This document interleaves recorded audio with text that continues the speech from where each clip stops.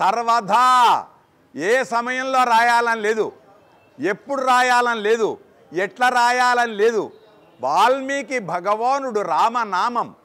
ఇది శాస్త్రంలో కాదు. మామూలుగా అయితే ఆయన వ్యాధుడు, పక్షులను చంపి తినేవాడు, జంతువులను చంపి.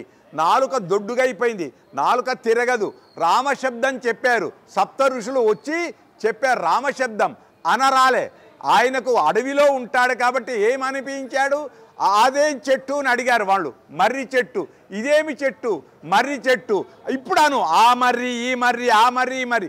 అది రాను రాను రామ రామ రామ.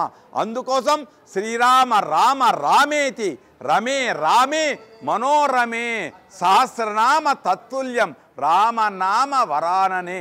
ఈ మాట నేనలే, ప్రహ్లాదుడు అంటాడు. పానీయంబులు త్రావుచున్ గుడుచుచున్ భాషించుచున్ ఎప్పటికీ